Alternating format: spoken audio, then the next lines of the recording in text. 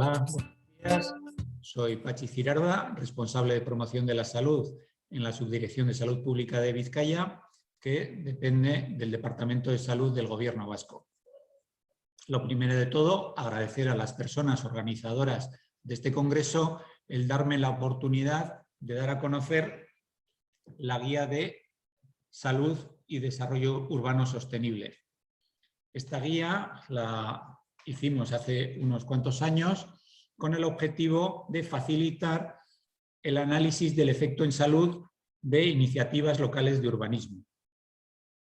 La misma guía y la filosofía que subyace dentro de ella la utilizamos para hacer una formación, sensibilización a diversas personas y nos ha permitido incorporar nuestra visión de salud y unos objetivos en salud dentro del programa marco ambiental, dentro de las directrices de ordenación del territorio de la comunidad autónoma y en el plan territorial parcial del Bilbao Metropolitano. Esta publicación está disponible en la web de la Red Vasca de Municipios por la Sostenibilidad y está disponible en castellano, en euskera y en inglés. La charla de hoy, ya me ciño a la presentación, la charla de hoy se titula Estrategias para un urbanismo sostenible que favorece la salud. Confío y espero que la charla se os haga lo más amena posible. Primero un índice para que sepamos más o menos por dónde estamos y de lo que voy a hablar. Haré unas definiciones de lo que entendemos nosotras por salud, si existen diferencias en salud, qué son las desigualdades sociales en salud y qué es la equidad. Hablaremos posteriormente de si existe relación entre ordenación territorial, planificación urbana y salud. Daremos a conocer algunas estrategias y buenas prácticas que favorecen la salud y como conclusiones, y sin necesidad de hacer ningún tipo de spoiler, diré lo siguiente. 1. Que existe relación entre la ordenación territorial, la planificación urbana, la salud y las desigualdades sociales en salud. Que disponemos de herramientas que nos permiten analizar el efecto en salud. Una de ellas es esta que he comentado hace un momento y seguro que existen otras muchas. 3. Que conocemos estrategias y buenas prácticas basadas en la evidencia y que favorecen la salud, que tenemos una estrategia que es transversal, que es actuar con equidad. Posteriormente comentaremos qué es esto de actuar con equidad. Y sobre todo, y no menos importante, aunque esté la última, es que disponemos de capacidad normativa para incorporar esta visión de salud en la ordenación territorial y en la planificación urbana. Bueno, primero voy a presentar, ya os he dicho quién soy, pero os voy a presentar en el dónde trabajo. En lo que es el Sistema Vasco de Salud tenemos dos grandes entes, estamos como aparte. Por una parte, Osakidetza, con la provisión de servicios sanitarios, y por otra parte, el Departamento de Salud, que hace la planificación, regulación y financiación del sistema. La parte de Osakidetza, pues los hospitales, centros de salud, salud mental y demás, que hace un abordaje de la salud individual y familiar. Y por parte del Departamento de Salud, el departamento valora las necesidades de toda la población, prioriza políticas sanitarias, regula la asistencia sanitaria que se presta tanto por la parte del sector público, en este caso Osakidetza, como por la parte del sector privado a través de los conciertos. Y hace un abordaje de salud pública. ¿Y qué es esto de la salud pública, que es donde yo trabajo? Pues la salud pública es un esfuerzo organizado para prevenir la enfermedad y proteger, promover y restaurar la salud de las personas mediante acciones colectivas. Nos centramos más en poblaciones que en atención a pacientes individuales. Nuestra organización es, por una parte, una situación central, la Dirección de Salud Pública y Adicciones. En cada uno de los territorios, en cada una de las provincias, hay una subdirección. Yo trabajo en la subdirección de Vizcaya, que está aquí, y por debajo de las subdirecciones, en un nivel más cercano, a nivel local, al nivel de los municipios, tenemos las comarcas de salud pública. Bueno, vamos a hablar de esos conceptos que necesito explicar y que para mí son fundamentales. Que tendríamos la salud. Uno, vamos a ver, ¿qué es salud? ¿Qué entendemos por salud? Pues la salud es un completo bienestar físico, mental y social. El cómo nos relacionamos. Físico, el cuerpo; mental, la mente; y lo social, nuestras relaciones con los demás. Y no es exclusivamente la ausencia de enfermedad. La salud, además, es un derecho fundamental. Y la salud no es el objetivo último de nuestra vida, sino que tener salud nos permite conseguir y desarrollar las potencialidades. Tener salud me permite trabajar, si tengo trabajo. Tener salud me permite relacionarme con el resto de personas que tengo alrededor, en mi barrio, con mi familia, con los amigos, con las amigas. Tener salud me permite hacer actividad física. La salud no como objetivo último, sino como una herramienta para conseguir nuestros objetivos en la vida. Aquí abajo os he dejado un enlace a un vídeo que en 5 minutos explica estos conceptos de salud. Y sabemos qué influye en nuestra salud. ¿Cuáles son estos determinantes de la salud? ¿Qué determina nuestra salud? La palabra determinante me la oiréis bastantes veces a lo largo de la charla. Determinante, estaríamos pensando en aquello que influye en nuestra salud, aquellas cuestiones que están fuera del sistema sanitario normalmente y que influyen en nuestra salud. Estos determinantes, el impacto de los determinantes sobre el estado de salud de una población se han venido estudiando desde hace bastantes años. Si cogemos este último, que es de un instituto canadiense, vemos que las cuestiones genéticas afectan en un 15% a las cuestiones de salud, la parte individual. Vemos también que el sistema sanitario tiene una importancia bastante, un 25% de las cuestiones ligadas a la salud tienen que ver con el sistema sanitario que tengamos. Luego hay una parte que es la parte medioambiental, el cómo tenemos nuestro medio ambiente, que influye con un 15% también en nuestro estado de salud poblacional.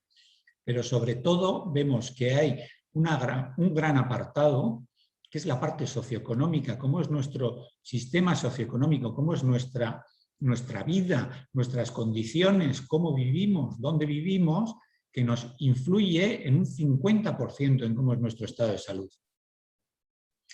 Y si hacemos una pequeñita suma, vemos que lo socioeconómico y lo medioambiental tienen mucha mayor influencia que las causas genéticas o lo que tenga que ver con el sistema asistencial, con construir más hospitales o cuestiones similares.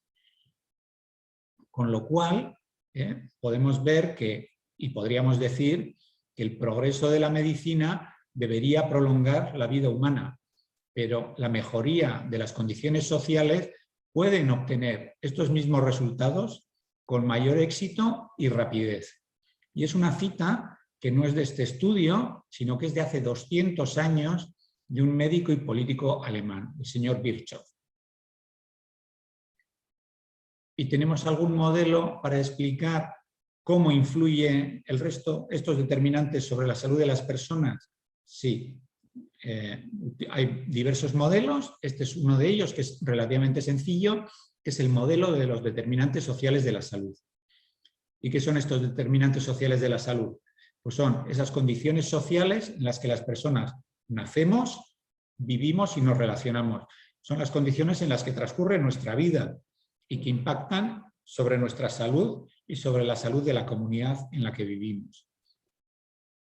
Para explicar este modelo de los determinantes sociales, modelo del arco iris o de capas de cebolla, vemos aquí en el centro que tenemos a las personas individuales con su edad, su género, sus factores constitucionales, que son difícilmente modificables. Y por encima de ello, como capas de cebolla o capas de arco iris, tenemos distintas cuestiones que van influyendo en la salud de las personas. Estas capas influyen de arriba a abajo con una fina lluvia en la salud. Por una parte, bueno, estos factores en principio ya he dicho no son modificables frente al resto de las capas que sí serían modificables. Así, por ejemplo, serían modificables, y también voy a matizar, porque cuanto más abajo está la capa, cuanto más cercana al individuo, más difícilmente modificable es. Es más sencillo modificar aquí arriba que aquí abajo. Entonces, por encima de las cuestiones individuales, tenemos esos estilos de vida, esas conductas de la persona individual, que en principio parece que son decisiones propias individuales. Fumar, no fumar, hacer deporte, tener actividad física, no. Por encima de estas conductas de vida, tenemos las redes sociales y comunitarias en las que las personas nos relacionamos. Cómo son nuestras relaciones con nuestra familia, cómo son las relaciones con nuestro entorno, con el barrio, con el trabajo, con las amistades, cómo son y cómo nos relacionamos y cómo, pues, en principio nos aprovechamos de ella y nosotros también le damos valor a esas redes y que van influyendo sobre los estilos de vida que tenemos y a su vez influyen en nuestra salud. Y por encima de estas dos capas tenemos las políticas, nuestras condiciones de vida y de trabajo. Cómo es nuestro ambiente laboral, cómo son nuestras leyes laborales, en el caso de tener trabajo, porque a lo mejor estoy en desempleo, cómo es esa prestación de desempleo, qué es lo que tengo que hacer, todo el mundo está cubierto, durante cuánto tiempo, cómo es nuestro sistema de educación. También están aquí pues, los servicios asistenciales de salud o la vivienda, cómo es nuestra política de vivienda. Cómo es la tenencia, por ejemplo. ¿Es en alquiler? ¿Es en propiedad? ¿Es cara? ¿Es barata? ¿Es asequible? Pues la educación lo mismo. Todas ellas influyen hacia abajo, influyen en las personas individuales en su salud. Y por encima de todo ello tenemos esas condiciones socioeconómicas, culturales y ambientales del lugar donde vivimos. No es lo mismo ser una persona que ha nacido en Europa que haber nacido en África o haber nacido en Estados Unidos.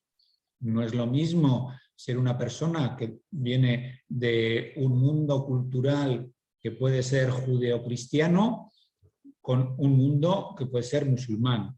Y no es lo mismo tener unas condiciones ambientales como pueden ser las condiciones ambientales en Europa que unas condiciones ambientales pues en la India, por ejemplo.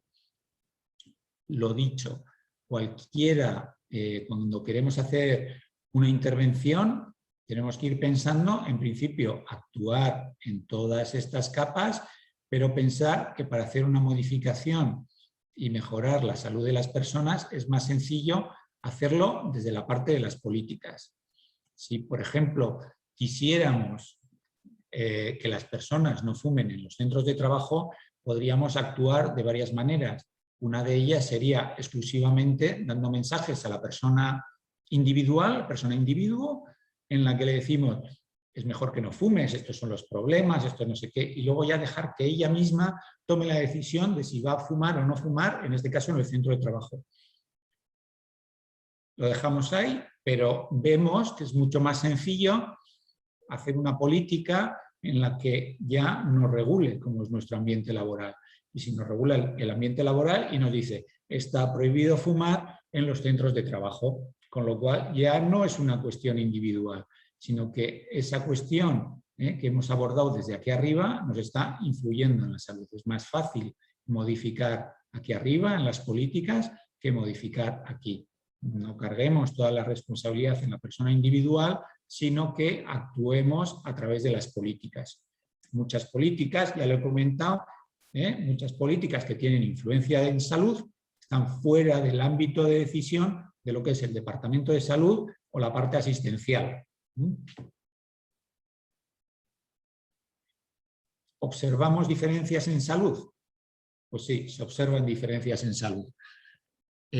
Voy a coger la esperanza de vida al nacer como un indicador de tener buena salud.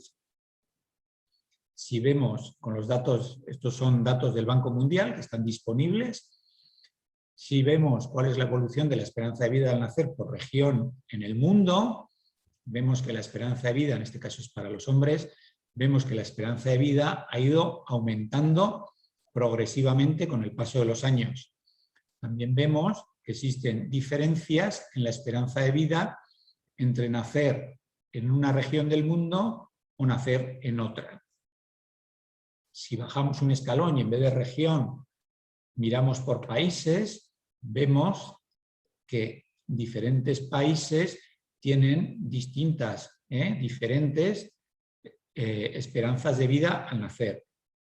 Aquí he cogido los que mayor esperanza de vida tienen, Suiza, Japón, Noruega, por ejemplo, está España por aquí, y por el contrario, zonas del mundo, países del mundo que tienen mucha menor esperanza de vida, unos 30 años de diferencia. Lesoto, el Chad, República Centroafricana. Esto, diferencias entre países. Y si nos vamos dentro de los países, cojo Estados Unidos y vemos que existen diferencias en la esperanza de vida dentro del país. Si cogemos la media de Estados Unidos, vemos que tiene unos 78 años de esperanza de vida. Si nos vamos a uno de los estados, el estado de Maryland, que está pegado a la capital, a Washington, D.C., vemos que el estado de Maryland tiene algo más de esperanza de vida al nacer que lo que es la media de Estados Unidos. Si dentro de este estado nos vamos al condado de Montgomery, vemos que tienen 5 o 6 años más de esperanza de vida en este condado que lo que tienen en la media de su estado. Y si ya dentro de este condado nos vamos a un área concreta, a una sección censal dentro de este condado, vemos que esta sección censal tiene mayor esperanza de vida que la media del condado y que del estado. Si este área lo comparamos con otro área que está relativamente cercana, como es esta zona de Washington, D.C., que está, bueno, pues este sería, esta es de Bethesda, aquí, del estado de Maryland que hemos comentado, y esta otra sería Washington en la capital. 25 kilómetros en circulación en coche. Vemos que existen diferencias en la esperanza de vida dentro de esas dos secciones censales. 14 años de diferencia. 14 años de diferencia en 25 kilómetros, esos 25 kilómetros serían unas 14 millas o así. Vemos que por cada milla recorrida en una dirección norte hacia el sureste, vamos perdiendo un año de esperanza de vida. Podemos pensar que esto no pasa en nuestra comunidad autónoma, en nuestro caso. Vamos a mirar los datos en Euskadi. Pues la esperanza de vida al nacer en Euskadi en los últimos años ha ido creciendo progresivamente, tanto para hombres como para mujeres. Y existe un gap, una diferencia en la esperanza de vida entre hombres y mujeres. Si miramos esto, en vez de la media para Euskadi, para cada año miramos en un periodo concreto y nos vamos a zonas dentro de nuestra comunidad autónoma, vemos que tenemos zonas, tanto para hombres como para mujeres, en las que estas zonas claras tienen mayor esperanza de vida que las zonas más oscuras que tienen menor esperanza de vida. Con lo cual, dentro de nuestra patria chiquita, vamos a decir, tenemos sí una media general, que en el 2015 era de 80 años, pero dentro de diversas zonas tenemos mayor o menor esperanza de vida, dependiendo de dónde hayamos nacido. Vemos también que el rango entre la mejor esperanza o la mayor esperanza de vida y la menor esperanza de vida en los hombres es de 9 años y de 6 años en las mujeres.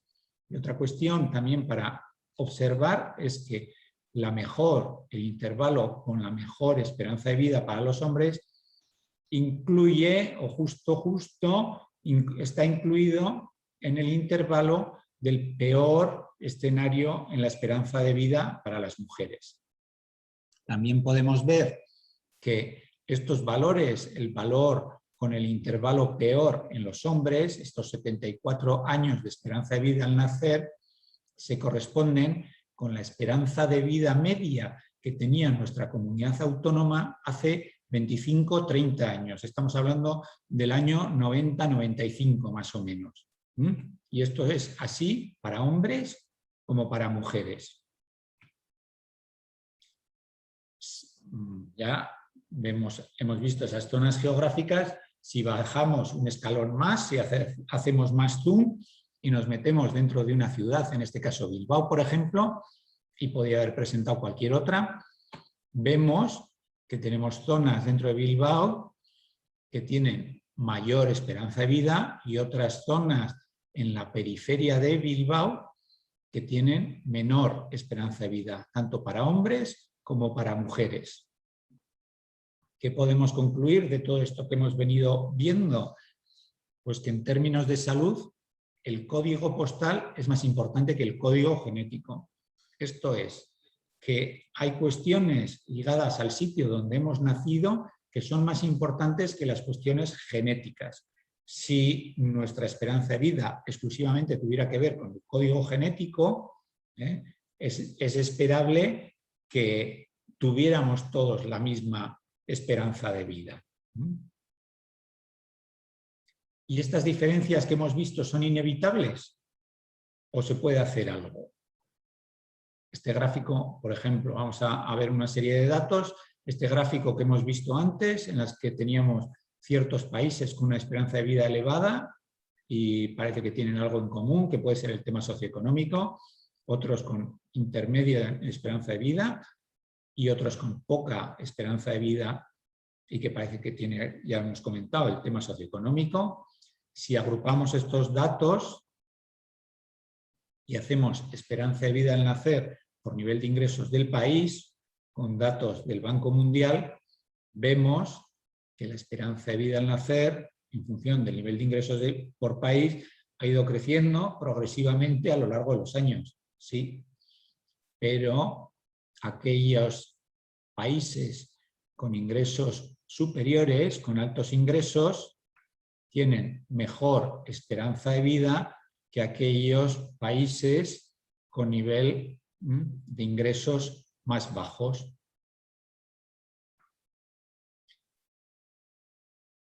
Y en nuestra comunidad autónoma, bueno, hemos visto este mapa. Lo que vamos a hacer ahora es estas zonas básicas de salud, las vamos a agrupar en una agrupación territorial mayor, como son las comarcas sanitarias, y cada una de las esperanzas de vida las vamos a representar en un gráfico de cajas, de box plot. Y así lo que tenemos es, por ejemplo, para esta comarca, Ezkerraldea Enkarterri, tenemos aquí esta raya vertical representa la mediana de la esperanza de vida que nos divide nuestra población de zonas básicas de salud entre aquellas que tienen el 50% de las zonas básicas de salud están por debajo de ese valor y a su derecha estarían aquellas zonas básicas de salud que tienen mayor esperanza de vida. Y los bigotes de esta caja, estos de aquí, serían los intervalos de confianza de la distribución que tenemos. Entonces vemos que tenemos, por ejemplo, en Ezkerraldea Enkarterri, tanto para hombres como para mujeres, zonas que están con una esperanza de vida inferior a lo que es la mediana de la comunidad, de nuestra comunidad autónoma. Y así también tenemos zonas, como es la comarca Uribe, en la que tienen esperanzas de vida por encima de la media de nuestra comunidad.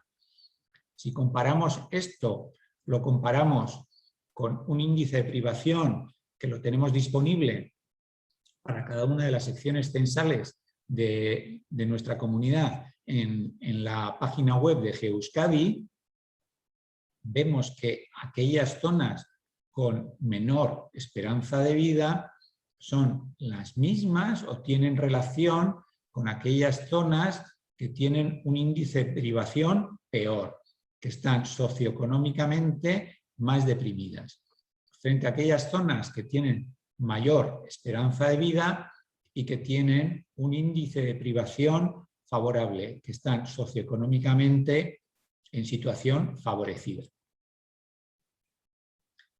con lo cual parece que algo tiene que ver nuestra esperanza de vida con esas condiciones socioeconómicas de las que hemos hablado al principio. Entonces, si esas diferencias que hemos observado en la esperanza de vida, en este caso, y podríamos haber cogido cualquier otra causa de mortalidad, las observamos de una forma sistemática, que se agrupan de forma sistemática, entre grupos de población que los podemos definir de modo social, económico, demográfico o geográficamente. Y son diferencias que son evitables, o sea que nosotros desde las políticas, nosotras desde las políticas podemos hacer, o cualquier otra intervención, podemos hacer para que desaparezcan o disminuyan. Entonces estaríamos hablando de unas diferencias injustas. Y cuando esas diferencias son injustas y evitables y se agrupan de forma sistemática, estaríamos hablando de desigualdades sociales en salud. Y estas desigualdades sociales en salud es el resultado de las distintas oportunidades y recursos a los que las personas podemos acceder por nuestra clase social, nuestro género, nuestra edad, el país de nacimiento, la etnia, en función de unos ejes que llamamos de la desigualdad social. Y estas desigualdades sociales en salud tienen un gradiente social, normalmente una pendiente, vamos a decir. Las personas con más ingresos, mayor nivel educativo o mejor situación ocupacional tienden a vivir más y a tener menos problemas de salud. ¿Cuáles son los ejes de la desigualdad? O algunos de los ejes de la desigualdad. Pues la clase social, que ya hemos hablado de ella. El género, normalmente mujeres. La edad, pues los diferentes grupos de edad que tenemos dentro de nuestra población. Infancia y tercera edad normalmente son las grandes olvidadas de cualquier intervención que vayamos a hacer. Etnia, cultura, el territorio, personas que tienen un aislamiento geográfico, que puede ser porque el barrio está alejado de lo que es el centro de las ciudades, por lo que fuera, porque así se ha desarrollado a lo largo de los años o los siglos, pero que está infradotado de servicios. O también puede ser porque hay un corte urbanístico, una carretera de 6 carriles o un tren, por ejemplo, con su vallado que impide el moverse de un sitio a otro. La diversidad funcional también es un eje de desigualdad. La orientación o identidad sexual minoritaria, las ideologías y las creencias. ¿Y cómo podemos contribuir a disminuir estas desigualdades sociales en salud y a ganar salud para la población? Pues sería el tema de actuar con equidad. ¿Y qué es esto de actuar con equidad? Bueno, pues en principio sería actuar de forma proporcional a la desventaja. Menudo palabra, menuda frase. ¿Qué significa esto? Bueno, cuando hacemos una intervención, si tratamos a toda nuestra sociedad por igual, si cogemos el personaje medio, la persona media de nuestra sociedad para hacer nuestra intervención, ¿qué es lo que pasa? Pues que a todas las personas le damos los mismos recursos, le damos la misma iniciativa. Algunas de ellas les parece fenomenal y van a poder favorecerse, en este caso de ver el partido, frente a otras que con lo que han recibido siguen quedando fuera y no se pueden favorecer. Pero si con los mismos recursos actuamos de forma proporcional a la desventaja, esto es, dando más a quien más lo necesita, lo que estamos haciendo es actuar con equidad. Y en este caso, todas las personas de nuestra comunidad, de nuestra sociedad, se van a poder beneficiar, y en este caso, de ver este partido. Esta sería una forma, actuar de forma proporcional a la desventaja, dando más a quien más lo necesite. Y otra manera, y prácticamente es la misma, sería la misma idea, es adaptar nuestra intervención a los diversos grupos que tenemos dentro de nuestra población. Si a todas las personas de nuestra población les damos la misma intervención, les damos la misma bicicleta, algunas de ellas no la podrán usar y a otras les vendrá pequeña y a otras demasiado grande. Adaptemos nuestra intervención, adaptemos nuestra bicicleta a los diversos grupos que tenemos dentro de nuestra sociedad, por esos ejes que hemos comentado antes de la desigualdad social, adaptemos nuestra intervención y consigamos disminuir esas desigualdades sociales en salud y hagamos aumentar la salud y el bienestar de nuestra población. Pasamos ahora a comentar si existe o a ver la relación entre ordenación territorial, planificación urbana y salud. Voy a dar unas pequeñas pinceladas porque aquí tenemos, bueno, voy a presentar 3 estudios. Este es del año 1981. La relación esta se ha venido estudiando desde hace muchos años. En este caso sería intensidad de tráfico en las calles y relaciones vecinales. ¿Qué nos dicen las conclusiones de este estudio?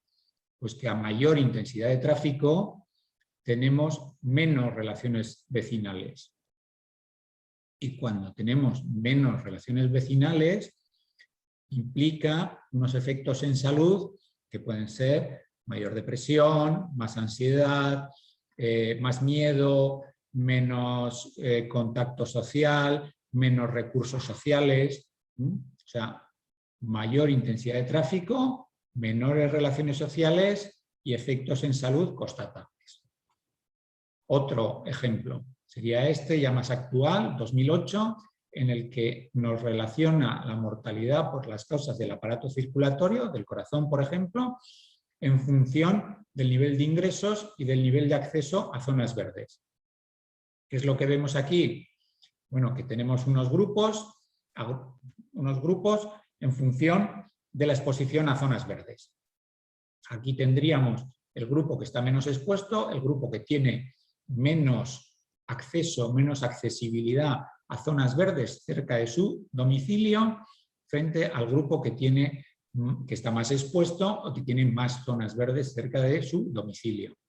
Vemos que existe un gradiente en estos grupos y lo que vemos es que la mortalidad por causas del aparato circulatorio es mayor en aquellas zonas que tienen peor acceso a zonas verdes. Si nos centramos en uno de los grupos, este de ingresos C, por ejemplo, con mismo nivel socioeconómico, vemos que lo mismo, prácticamente, pero se ve más, se observa más esa tendencia, esa línea descendente en este caso, en la que aquellos que tienen mayor exposición a zonas verdes, aquellos que tienen menor exposición a zonas verdes, tienen mayor mortalidad frente a aquellos que tienen más zonas verdes cerca de su casa y que tienen menos mortalidad. Otro estudio, este ya del 2017, más cercano al día de hoy. Asociación entre ir en bicicleta al trabajo y la incidencia de enfermedades cardiovasculares, cáncer y mortalidad por estas causas. Aquí, en este gráfico, lo que estamos viendo es que el 1 sería que no hay asociación, vamos a decir. Por debajo, en esta línea por aquí a la izquierda, nos quedaría aquello en el que la asociación es favorable, diríamos que estamos protegidos o protegidas, y por el otro lado tendríamos aquello que nos implica más riesgo. Entonces, ¿qué nos dice la gráfica? Pues nos está diciendo que para aquellas personas que van en bici al trabajo, tanto una distancia corta como larga, tienen menor riesgo de mortalidad por cualquier causa. Lo mismo lo vemos para el desarrollo de enfermedades cardiovasculares, esto es, ir en bici al trabajo nos protege de las enfermedades cardiovasculares y de la mortalidad asociada. De igual manera, para desarrollar un cáncer o morir por cáncer. Entonces, tenemos que pensar que hay que revisar toda la literatura científica que normalmente está en inglés y en revistas científicas de difícil acceso y no sé qué. No, porque lógicamente muchos de estos artículos científicos ya se publican en publicaciones normales en nuestro idioma, este es del país, o si no a través de las redes sociales también podemos estar informados. Aún así, debiéramos estar ahí revisando y revisando cuál es la evidencia científica.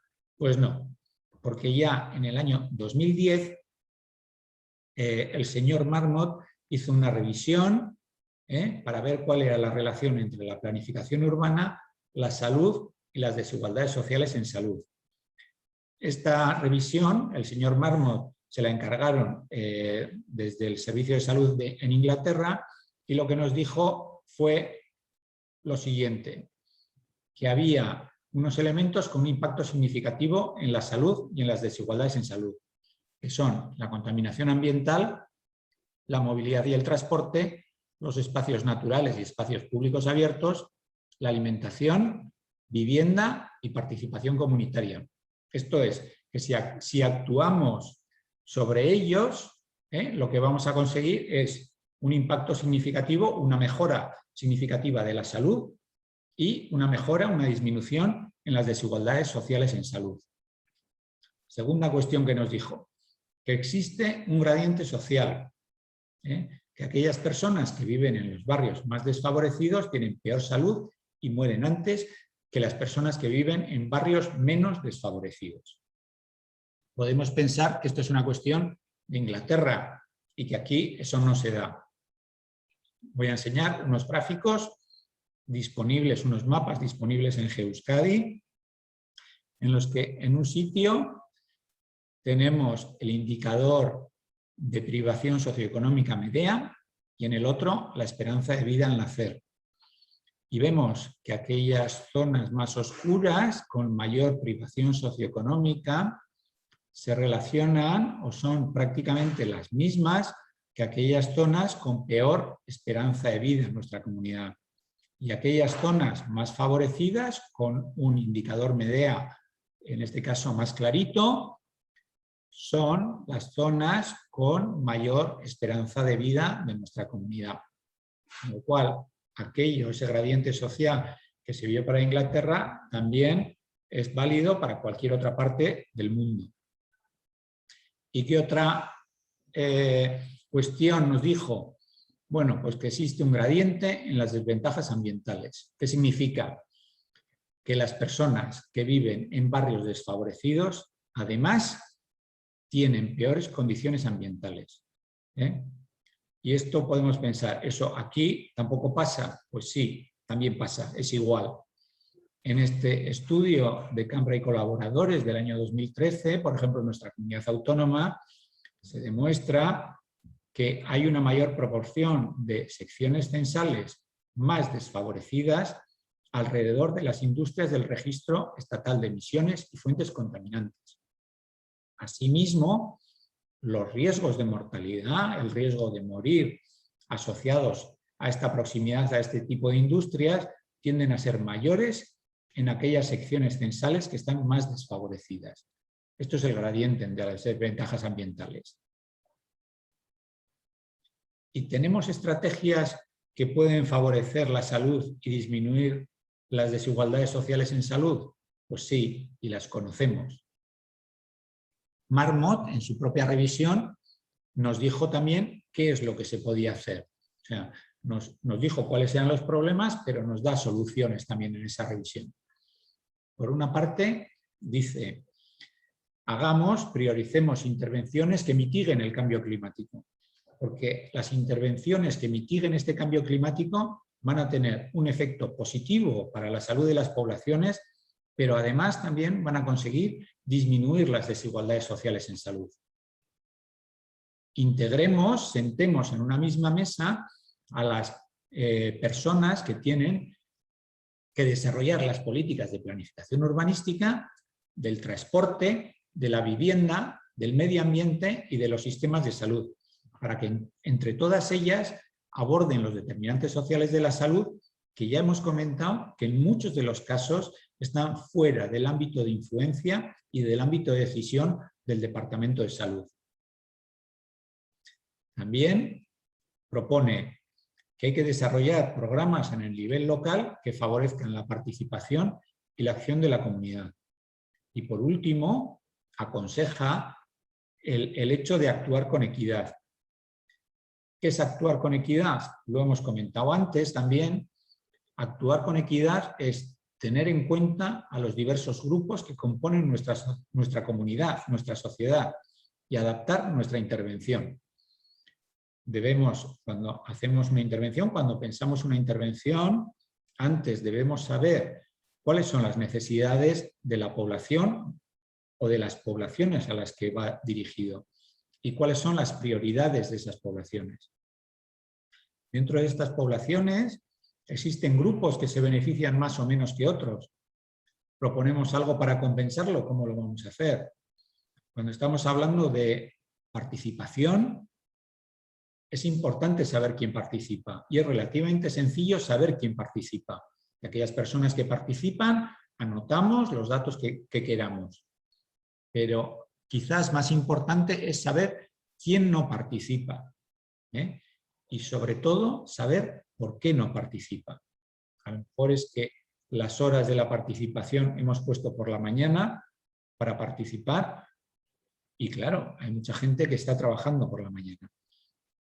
O a lo mejor lo ponemos en unas horas en las que las actividades de cuidados no permiten que unas personas participen. Las cuestiones vienen derivadas de estos ejes de la desigualdad social. Tengamos en cuenta los ejes de la desigualdad social, tengamos en cuenta que tenemos diversos grupos dentro de nuestra población para pensar en nuestra intervención y adaptarla también.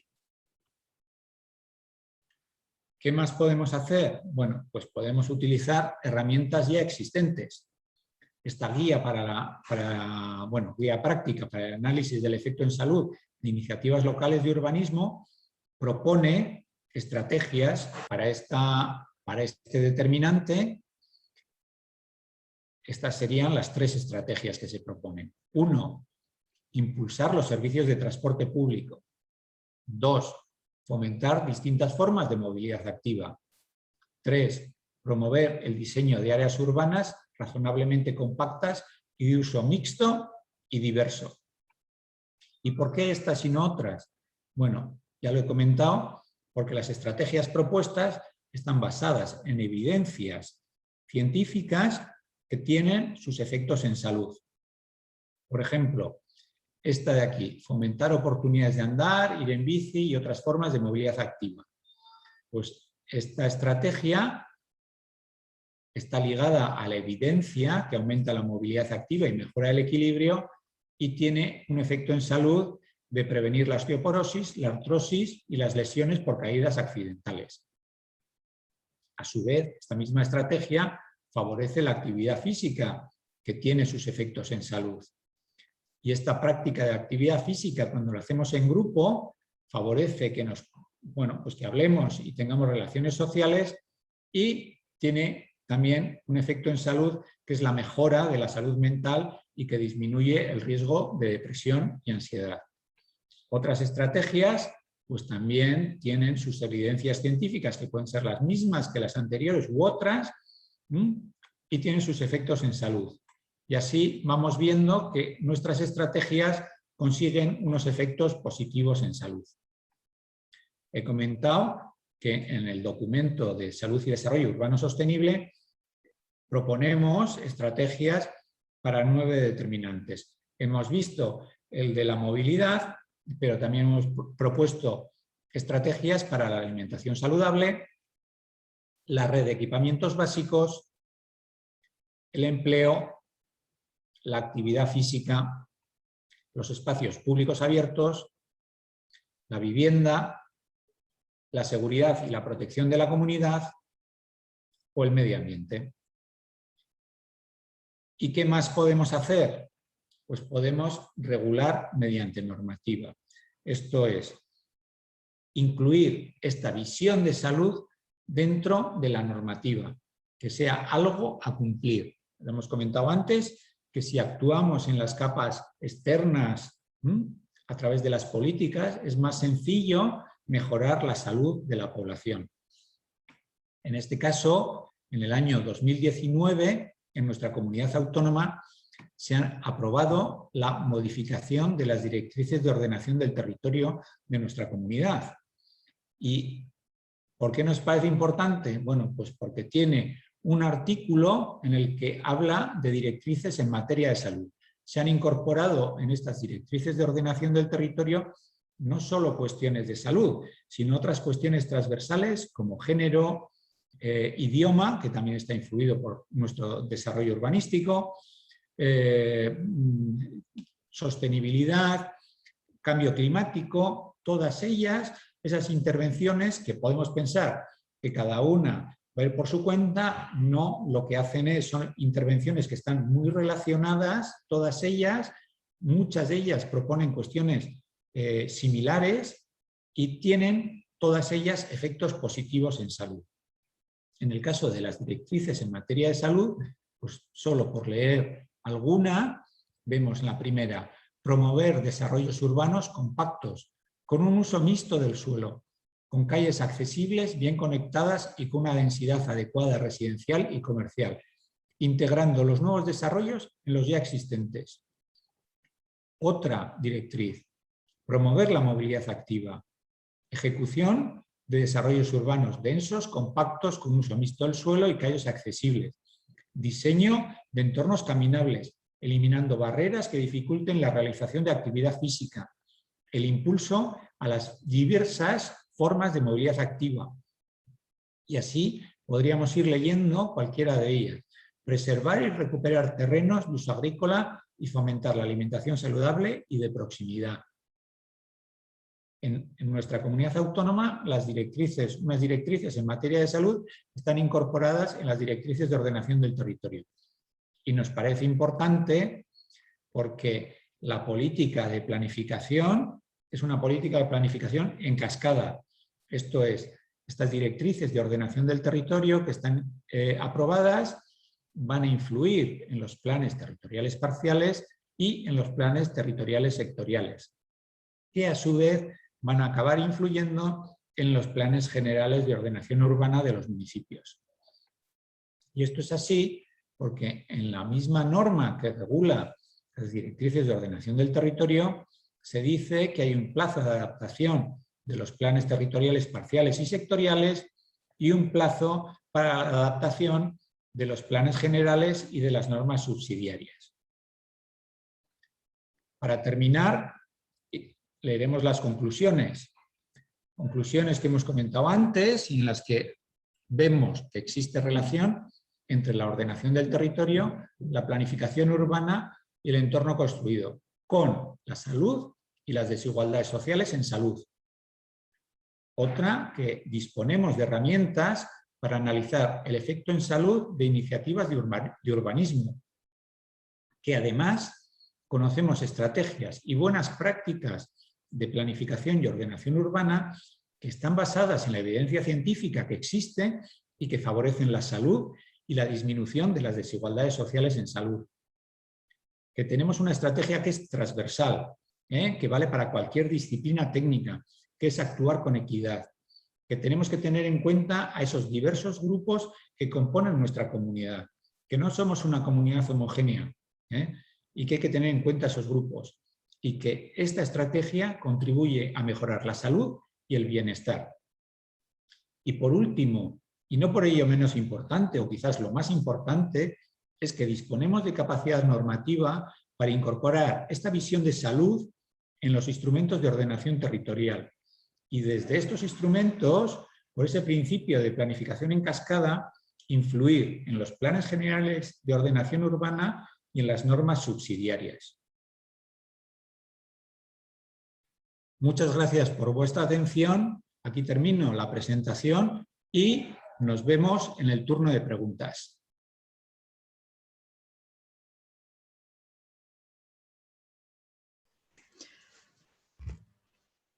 Perfecto, Francisco. Pues muchísimas gracias por esta visión. Creo que me ha parecido absolutamente interesante la cuestión de introducir la pata de lo social y sobre todo la equidad, porque al final es una cuestión que creo que siempre manejamos tarde y la problemática después es mucho mayor. Y creo además, fíjate, el otro día en CONAMA, en el Congreso Nacional de Medio Ambiente, nos comentaba un compañero de otra comunidad las dificultades que habían tenido hace apenas unos 3 años para ir desde la parte de la salud a la parte al Departamento de Planificación Urbana a intentar decir por qué era imprescindible su papel y a intentar establecer vínculos entre ellos, ¿no? Entonces creo que vuestro caso en este sentido y esa lectura en cascada es absolutamente paradigmática. Entonces, muchísimas gracias. Vamos, si te parece, nos ha estado dejando el público por aquí un montón de preguntas, estamos ya justitos de tiempo, pero yo creo que merece la pena que nos tomemos, si os parece, 10 minutitos por lo menos para tratar de resolverlas, y las que no, si te parece, Francisco, te las pasamos también para que las puedas contestar. Ahora mismo no te estoy oyendo, ¿eh? No sé si estás ya... ¿No me oyes? Ah, ahora sí, vale, perfecto. Sí, vale. Perfecto. Pues vamos a empezar, subo un poquito, teníamos por aquí, ¿cómo surgió la iniciativa de introducir cuestiones de salud en planificación urbana? Me tengo que remontar en el tiempo, porque claro, vosotras en este caso habéis visto una presentación que parece como que la he hecho ahora en un momentito y que no tiene una gran historia por detrás. Y verdaderamente nos tenemos que ir al 2012. O sea, es que han pasado casi 10 años de aquello. Y en el 2012, quizás un poquitín antes. Tuvimos pues un cambio, un momento que dentro del Departamento de Salud nos estábamos moviendo porque había una gran, no sé cómo decirlo, una línea que estaba hablando de evaluación de impacto en salud como una herramienta muy interesante y muy rígida, pero impacto en salud de qué es lo que, bueno, me da igual, podía ser el urbanismo, como podía ser tráfico, como podía ser cualquier otra cuestión, que lo que pretendía era, pues llevar a ver cómo esas otras políticas que están fuera del sistema sanitario también tienen su influencia en salud, pero no solo en la influencia en salud, sino también intentar cuantificarla de manera económica también. Y que en esa evaluación del impacto en salud nos llevara a hacer cambios en esas otras políticas, a hacer propuestas de otras políticas. Y empezamos por ahí. Nos dimos cuenta que era compleja, que llevaba mucho tiempo para cada una de las iniciativas y dijimos, bueno, pues vamos a darle una vuelta, que seguro que alguien en el mundo ya ha empezado a trabajar estos temas. Y nos encontramos, o tuvimos la suerte, no sé cómo decirlo, que buceando por internet nos encontramos que en Nueva Gales del Sur, en Australia, ya habían hecho una guía también, algo similar a lo que teníamos nosotros, claro, pensado para Australia en este caso. Que era una guía que lo que te hacía era como unas recomendaciones, que estaba pensada más para el personal del Departamento de Salud a la hora de informar proyectos que tuvieran que ver con el urbanismo. Y en cambio, nosotros lo que dijimos es, bueno, pues vamos a adaptar lo que tenemos aquí, esta guía australiana, vamos a adaptarla a nuestra realidad, en este caso de Euskadi, que no es muy diferente a la del resto del Estado, y a partir de ahí vamos a ver cómo avanzamos. Pero claro, no podíamos ir solos tampoco, no podía ir solo el Departamento de Salud.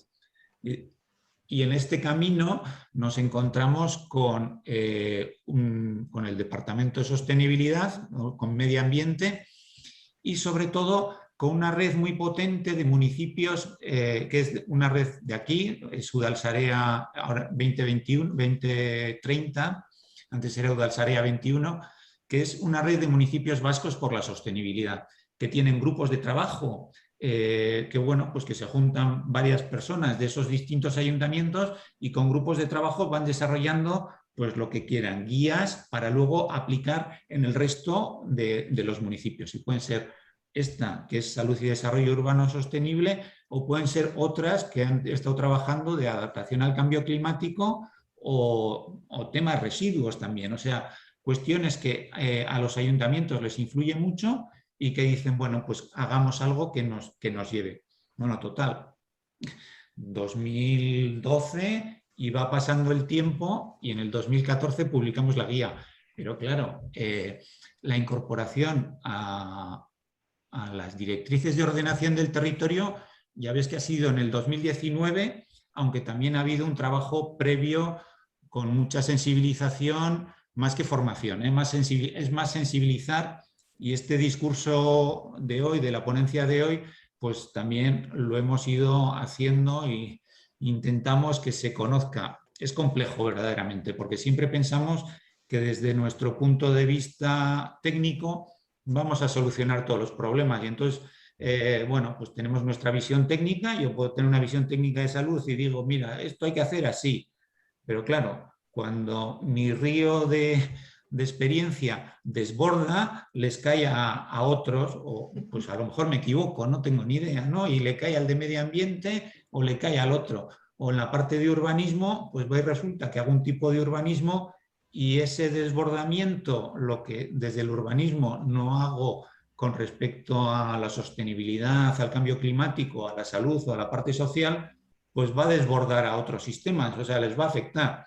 Y va a ver que lo que no me he gastado en un sitio, por decirlo en dinero, lo que no he invertido, verdaderamente yo lo entiendo más que gastar, lo que no he invertido en un sitio, lo voy a tener que gastar en el otro.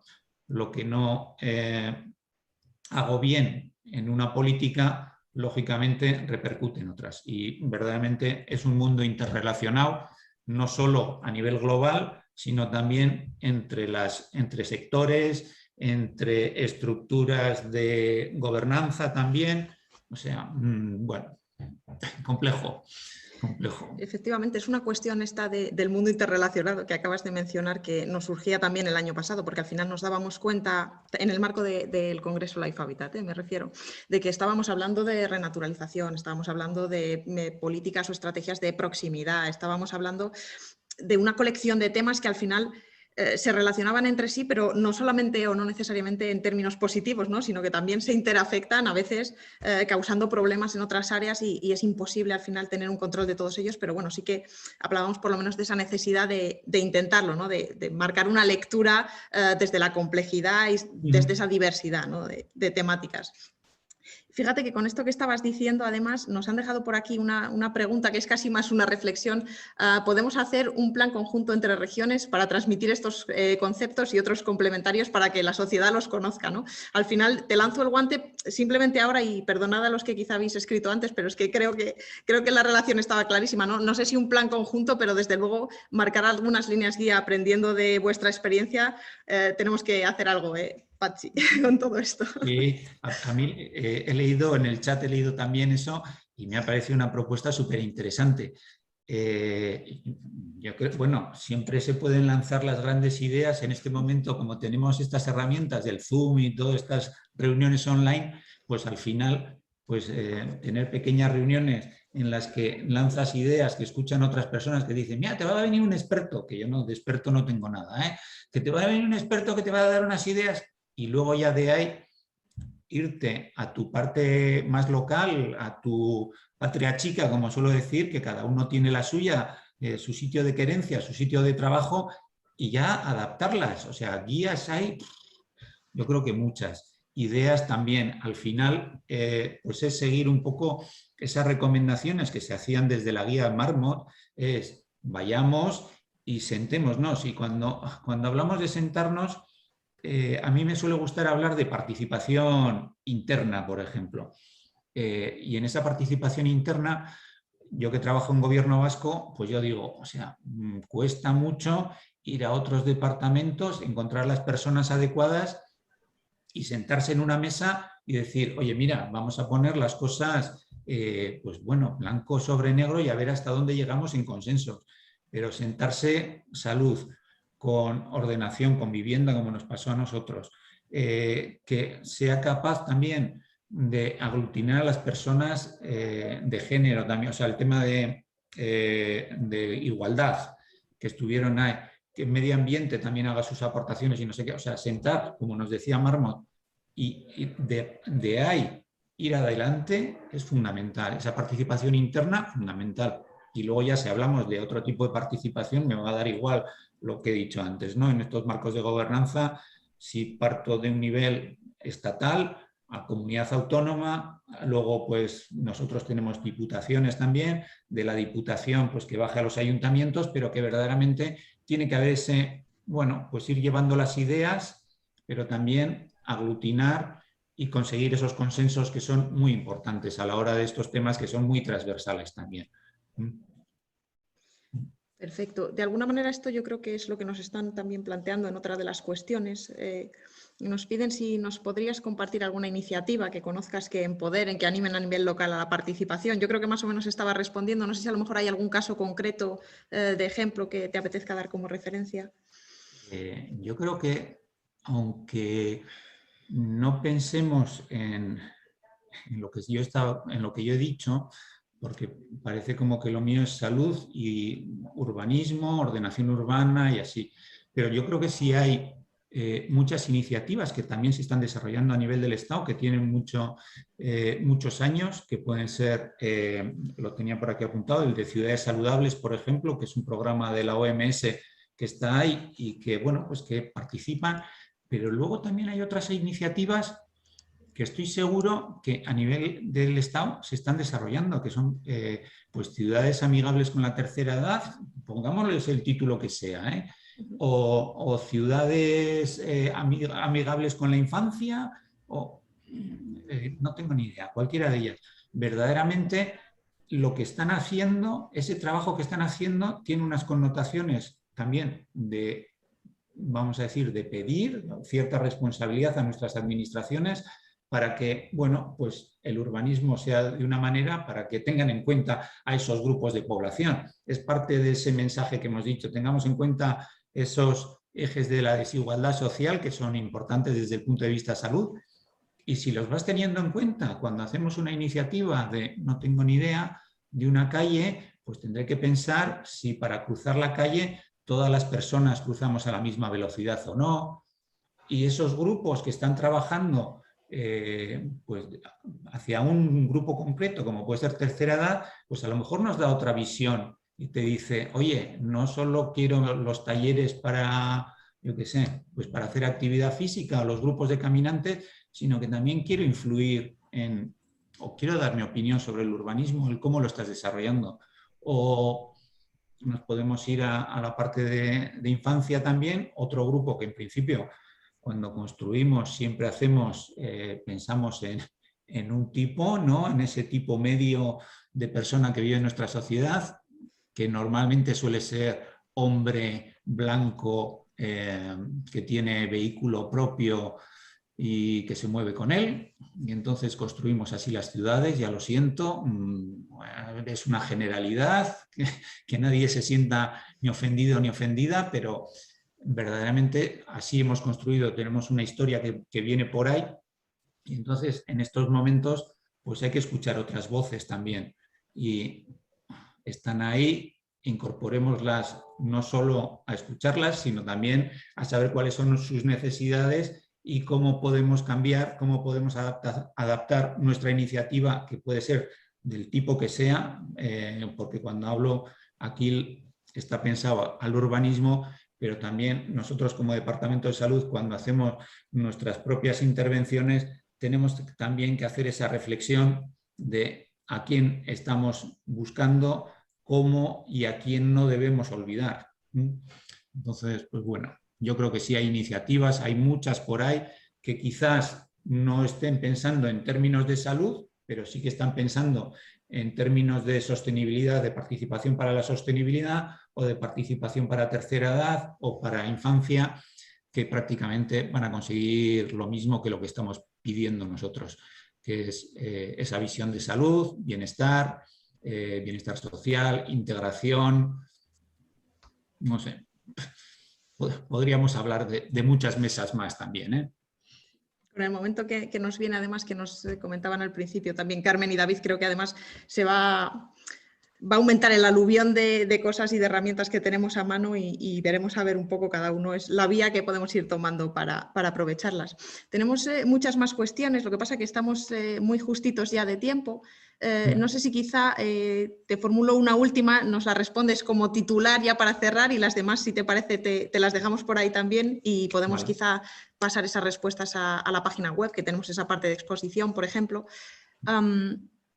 Vamos a ver, tenemos por aquí, por ejemplo, una cuestión que has venido hablando de de que la determinación, ¿no? Al final, o cómo influye el lugar donde nacemos, más que a veces las cuestiones genéticas, ¿no? sobre nuestra salud. Y tenemos por aquí una pregunta que nos indica en términos de salud mental si esa gráfica o esas, porque al final creo que aparece de manera transversal en más de un tema que has estado contando, ¿no?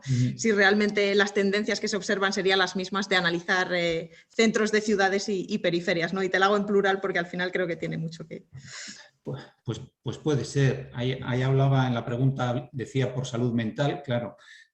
¿Cómo medimos la salud mental? Si lo medimos, no sé, por consumo de fármacos, de determinados fármacos, por el tema de ansiedad o por depresión, o podemos llegar ya a niveles de suicidio, así, depende de lo que cojamos, pues nos va a dar un resultado o nos va a dar otro. No siempre tiene que ser aquellas zonas más desfavorecidas socialmente las que estén peor en niveles de salud, pero sí que hay normalmente una tendencia. Si hablamos de salud mental, por ejemplo, y cogemos pues niveles de ansiedad o niveles de depresión o consumo de fármacos ligados a la depresión, normalmente también volvemos a ver que aquellas personas con niveles socioeconómicos mejores, bueno, aquellas zonas, voy a hablar de zonas, no de personas, aquellas zonas con niveles socioeconómicos mejores van a tener menos problemas, pues no sé, de salud mental, ligados, pues, por ejemplo, al tema de depresión y así, o ansiedad, que aquellas personas con niveles o aquellas zonas con niveles socioeconómicos más desfavorecidos. ¿Por qué? Pues porque nos vamos al mundo mundial, al mundo, me voy al mundo, no me voy a la parte pequeña, me voy al mundo. Pues si estoy pensando que todo mi tiempo lo tengo que dedicar a pensar cómo consigo mis ingresos para luego poder comer y no sé qué, tal cual, ahí me estoy centrando. Cualquier cuestión que ese hilo que me mantiene dentro de mi círculo vital, si se rompe, pues lógicamente va a tener unos efectos en salud.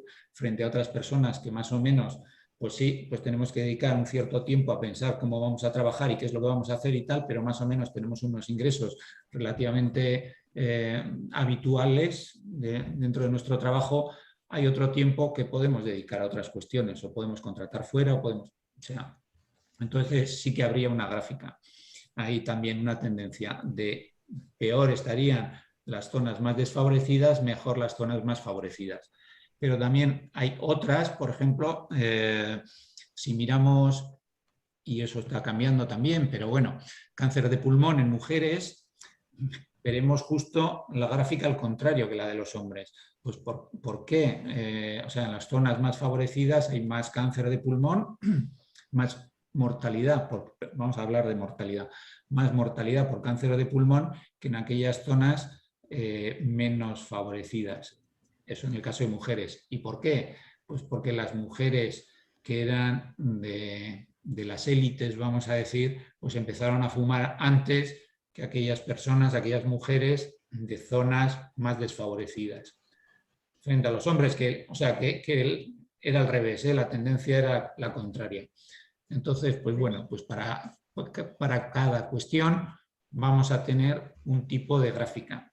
Entonces, lo que tenemos que intentar para ganar salud y bienestar es que esa curva, esa tendencia que tenemos así, pues vamos a intentar que se iguale. Y para ello, lo he comentado antes, intentemos tener en cuenta esos diversos grupos de población. Pues yo creo que nos quedamos con esa frase final, Pachi, de reflexión que ya vamos a tener para comernos la cabeza unos cuantos días y para ver, o unos cuantos meses o años, y para ver cómo actuar. Yo creo que nada más, con esto cerramos la sesión por hoy. Muchísimas gracias, por supuesto, a ti una vez más y a todos los que nos han estado acompañando y participando desde el chat. Os invito ahora, si queréis, a pasaros por el apartado de exposición para que podáis profundizar un poquito más en los temas que estaremos desgranando en las sesiones de ponencias y, por supuesto, a que nos acompañéis también mañana a la misma hora, a las 9:30. Gracias. Gracias. Gracias a vosotras. Venga.